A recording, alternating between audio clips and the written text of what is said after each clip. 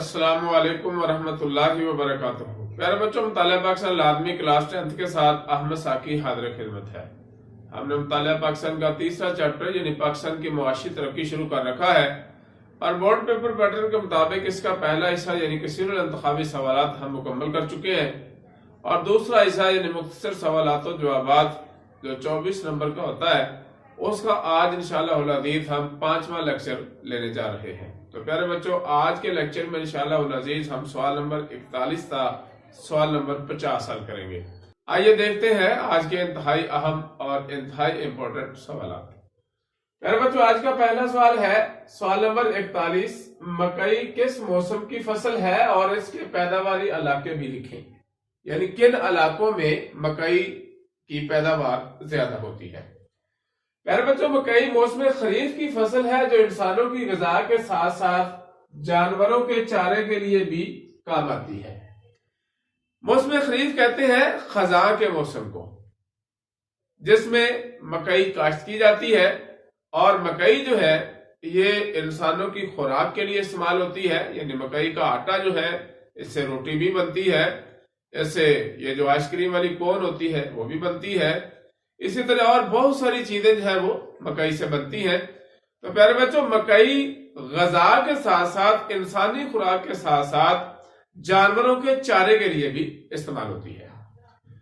پیارے بچوں، کوستان کے دامنی علاقوں پشاور، مردان کے میدانی اور پنجاب میں پاکپتن، ساہیوال، ویاڑی، فیصل آباد، روبا ٹیک سنگھ، سرگودا، مظفر گڑھ، جھنگ، بھاولپور، ڈیرہ غازی خان اور اوکاڑا کے میدانی علاقوں میں کاشت کی جاتی ہے۔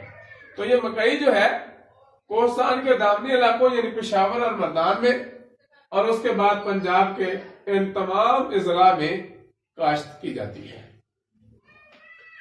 سوال نمبر 42 ہے پاکستان کی قومی آمدنی میں ماہی گیری کا کردار لکھیں۔ تو پیارے بچوں، پاکستان کی قومی آمدنی میں ماہی گیری کا، فشرنگ کا کیا کردار ہے؟ پاکستان کی قومی آمدنی میں اضافے اور خوراک کی کمی کو پورا کرنے کے لیے ماہی گیری کا بڑا اہم کردار ہے۔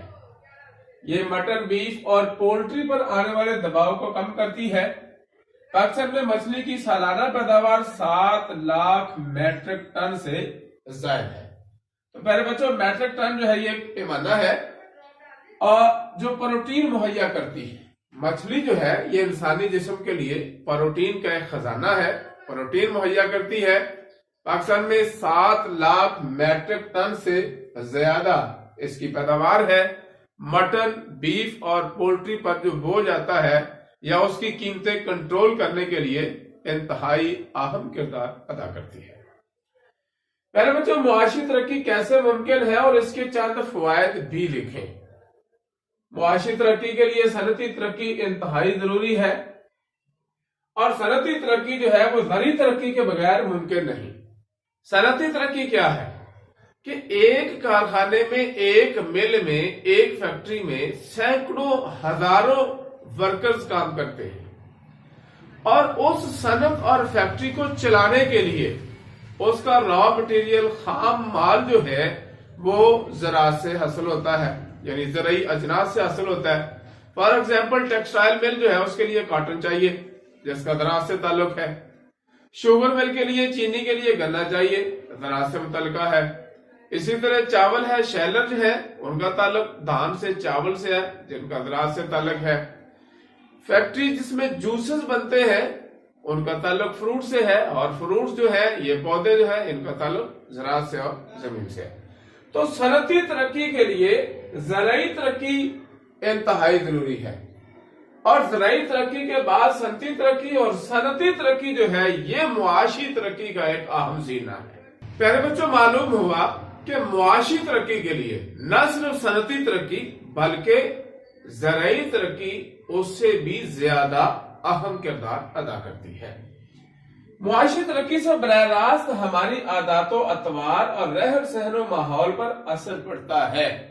اس میں حقیقت ہے کہ جیب میں پیسے ہو تو ماحول چینج ہو جاتا ہے، عادات و اطوار بدل جاتی ہیں اور زرعی شعبے میں ترقی ہوتی ہے اور برآمدات میں اضافہ ہوتا ہے۔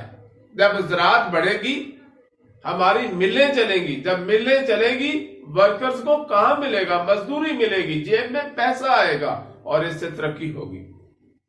ملکی غیر ملکی سرمایہ کاری بڑھ جاتی ہے اور فنی مہارت کو فروغ ملتا ہے۔ جیسے جیسے صنعت اور فیکٹری بڑھتی چلی جاتی ہے ماہر لوگ زیادہ سے زیادہ بڑھتے چلے جاتے ہیں۔ ملک میں معاشی استحکام، قومی اور فی کا آمدنی میں بھی اضافہ ہوتا ہے۔ اوورآل قومی سطح پر اور فی کا آمدنی میں بھی اس سے اضافہ ہوتا ہے۔ میرے بچوں سوال نمبر 44 ہے، پاکستان میں توانائی کے وسائل کتنے اور کون کون سے ہیں؟ پاکستان میں توانائی کے 4 وسائل ہیں جن میں بجلی، گیس، معدنی آئل اور کوئلہ شامل ہے۔ سوال نمبر 45 ہے، اس وقت دنیا میں کتنے فیصد توانائی کوئلے سے بنائی جا رہی ہے؟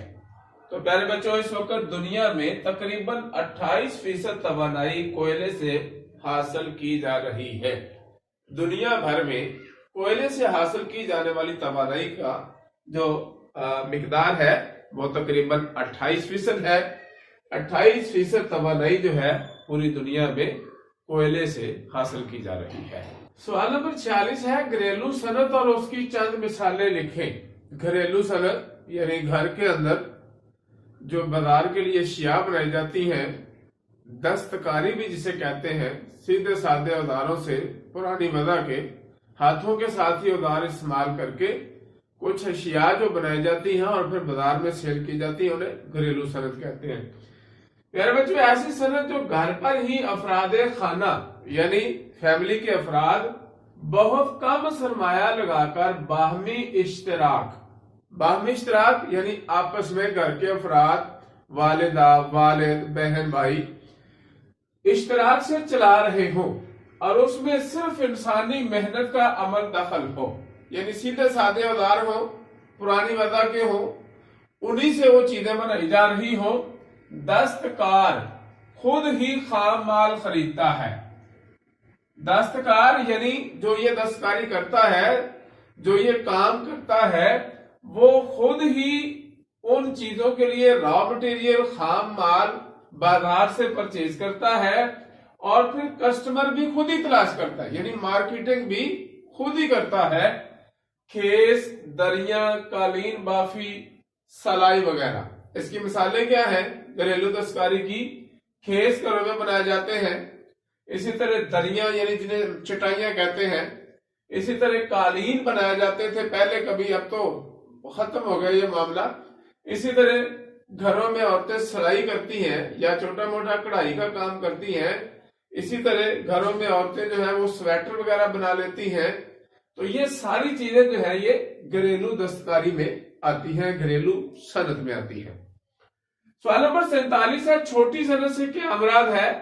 مثالیں بھی لکھیں۔ چھوٹی صنعت تو پہلے بچوں ایسی صنعت جس کے لیے بھاری مشینری کی بجائے چند چھوٹی مشینوں پر 2 سے 9 مزدور رکھ کر اپنے گھر یا کرایہ کے چھوٹے موٹے مکان میں بازار کے لیے اشیاء بنائی جائیں، مثلا مرغی خانہ، پولٹری فارم، ڈیری فارمنگ یعنی دودھ کا کاروبار، دکان کے اندر ڈیری فارمنگ ہو، دودھ ہو، کریم ہو، مکھن ہو، گھی ہو، اور اس کے پیچھے بھینسوں کا واڑا ہو جس کے اندر بھینسیں موجود ہوں، ان کے چارے کے لیے بندہ رکھنا پڑتا ہے، ان کی یعنی دودھ کی دھلائی کے لیے بندہ رکھنا پڑتا ہے، اسی طرح دکان کے اوپر کسٹمرز کو ڈیل کرنے کے لیے تو چند لوگوں کے ساتھ ڈیری فارمنگ، اسی طرح پاور لومز جو پہلے جنہیں ہم کھڈیاں کہتے تھے، گھروں کے اندر عورتیں گھر میں بیٹھ کر کپڑا بنا لیتی تھی، شہد بنانا، اور آٹے کی مشین اور چاول چھڑنے کے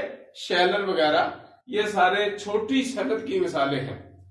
تو پیارے بچوں چھوٹی صنعت جو ہے اس میں 2 سے لے کے 9 مزدور ہوتے ہیں اور ایک گھر اپنا یا کرائے پر لے کر چھوٹی چھوٹی چند مشینیں رکھ کر وہ بازار کے لیے اشیاء بنائی جاتی ہیں، اسے چھوٹی صنعت کہتے ہیں۔ سوال نمبر 48 ہے، چھوٹی صنعت کے چند مسائل لکھیں۔ چھوٹی صنعت کو کون سے مسائل درپیش ہوتے ہیں؟ لوگوں کا کم پڑھا لکھا ہونا اور جدید ٹیکنالوجی سے استفادہ نہ کر سکنا، یعنی وہ لوگ جو چھوٹی صنعت سے متعلقہ ہیں، وابستہ ہیں، مزدور طبقہ، وہ پڑھا لکھا نہیں ہوتا، جس کی وجہ سے لیٹسٹ اور ماڈرن مشینری استعمال نہیں کر سکتا، را مٹیریل نہیں استعمال کر سکتا، وہ نئی سے نئی چیزوں سے مستفید نہیں ہوتا، ان سے فائدہ نہیں اٹھا سکتا۔ بڑی صنعتوں سے مقابلہ اور منڈیوں تک رسائی میں مشکلات، یعنی ایک مینول طریقے سے ہاتھ سے بنائی ہوئی پروڈکٹ ہے اور ایک کمپیوٹرائز سسٹم سے بڑی فیکٹری اور بڑی مشین میں بنائی ہوئی پروڈکٹ ہے۔ اب دونوں کا مقابلہ کیا جائے تو کمپیوٹرائز جو ہے وہ مینول سے زیادہ خوبصورت اور معیاری چیز ہوتی ہے، لہذا چھوٹی صنعت کا بڑی صنعتوں سے مقابلہ ہوتا ہے، تو منڈیوں میں چھوٹی صنعت کو رسائی یعنی پہنچ نہیں ملتی۔ ایک وجہ تو یہ ہوتی ہے کہ ان کا معیار اچھا ہوتا ہے، دوسرا ان کی پروڈکشن زیادہ ہوتی ہے جس کی وجہ سے اس کا ریٹ ذرا کم ہو جاتا ہے۔ ایک چیز کی پروڈکشن زیادہ ہو تو ریٹ ریشو کے حساب سے کم ہو جاتا ہے۔ اپنی اشیاء کی مناسب مارکیٹنگ نہ کر سکنا، یعنی چھوٹی صنعت کے جو مالک ہوتے ہیں ان کو وقت ہی نہیں ملتا، را مٹیریل لائیں، پھر وہ ان کی مثلا پروڈکشن بڑھائے، پھر اس کی مارکیٹنگ کریں، تو یہ ایک بہت بڑی ان کے لیے وجہ، ریزن اور پرابلم ہے، مسئلہ ہے۔ بجلی، گیس اور توانائی کے دوسرے وسائل کے حصول میں مشکلات، چونکہ ان کے اخراجات بڑے مناسب ہوتے ہیں، تو بجلی، گیس اور توانائی کے دوسرے وسائل حاصل کرنے کے لیے ان کو بڑے مسائل کا سامنا ہوتا ہے۔ ٹرانسفارمر لگوانا پڑے تو بڑا مشکل پیش آ جاتی ہے۔ اسی طرح گیس کا میٹر جو ہوتا ہے وہ کمرشل میٹر عام میٹروں سے بڑا ہوتا ہے اور اس کا ریٹ بھی زیادہ ہوتا ہے، تو یہ مسائل درپیش ہوتے ہیں چھوٹی صنعت کو۔ سوال نمبر 49 ہے، بڑے پیمانے کی 10 صنعتوں کے نام لکھیں۔ تو پیارے بچوں، بڑے پیمانے میں ٹیکسٹائل اور اس کے متعلقہ تمام مصنوعات، یعنی کاٹن کے بننے والی تمام مصنوعات، دھاگے سے لے کر ٹاول، کپڑا، جراب اور اس کے ساتھ ساتھ جتنی چیزیں کاٹن سے بنتی ہیں وہ سب ٹیکسٹائل اور اس کی مصنوعات میں آتی ہے۔ اسی طرح ادویات ہیں، چھوٹی سے چھوٹی ٹیبلٹ سے لے کے جان بچانے والی بڑی سے بڑی ٹیبلٹ اور بڑی سے بڑی میڈیسن، انجیکشن وغیرہ تک۔ سیمنٹ ہے، سگریٹ، ایئر کنڈیشنر، بسیں، کاریں، موٹر سائیکل، آٹو موبائل، کیمیائی کھادیں وغیرہ، یہ ساری کی ساری بڑی صنعت کا حصہ ہے۔ پیارے بچوں، سوال نمبر 50 ہے، بجلی ضائع ہونے سے کیسے بچائی جا سکتی ہے؟ پاکستان کے اندر بجلی کی بڑی شارٹیج ہے، لوڈ شیڈنگ سردیوں میں بھی ہوتی ہے، تو ہم بجلی کو کیسے بچا سکتے ہیں؟ کیسے ضائع ہونے سے بجلی بچائی جا سکتی ہے؟ پیارے بچوں، دفاتر میں ایئر کنڈیشنر مخصوص وقت میں چلا کر، دفاتر میں ایئر کنڈیشنر جو ہے صرف مخصوص وقت میں چلایا جائے، ہر وقت نہ چلایا جائے۔ اسی طرح بلب، ٹیوب لائٹس کی جگہ LED بلب استعمال کیا جائے، جو انتہائی کم بجلی جو ہے وہ حاصل کر کے اپنی پوری لائٹ مہیا کرتا ہے اور بہت انتہائی کم چارجز اس سے استعمال ہوتے ہیں، یعنی بہت کم یونٹ سے۔ بلب، ٹیوب لائٹس کی جگہ LED بلب استعمال کر کے، یعنی ٹیوب لائٹ اور عام بلب جو بجلی بہت زیادہ کھینچتے ہیں یا بہت زیادہ استعمال کرتے ہیں، ان کی جگہ اگر LED بلب استعمال کیا جائے تو بجلی بچائی جا سکتی ہے۔ اسی طرح الیکٹرانک اور پرنٹ میڈیا پر بجلی بچاؤ مہم چلا کر بھی ہم بجلی بچا سکتے ہیں۔ تو پیارے بچوں، یہ تھے آج کے 10 سوالات۔ سوال نمبر 41 تھا، 50 بڑے اہم سوالات ہیں۔ پیارے بچوں، ابھی تک یہ چیپٹر مکمل نہیں ہو پا رہا کیونکہ یہ چیپٹر بہت بڑا ہے۔ انشاءاللہ العزیز ایک اور لیکچر اس کا بنے گا اور اس کے بعد انشاءاللہ العزیز ہم اس کو وائنڈ اپ کر دیں گے۔ تو پیارے بچوں، امید ہے کہ آج کے 10 کے 10 سوالات بھی آپ بآسانی سمجھ چکے ہوں گے، اس لیے انہیں بھی زیادہ سے زیادہ لائک اور شیئر کریں، میرے اس چینل کو سبسکرائب کر لیں، ساتھ لگے گھنٹی کو بٹن دبانا مت بھولیں۔ السلام علیکم ورحمۃ اللہ وبرکاتہ۔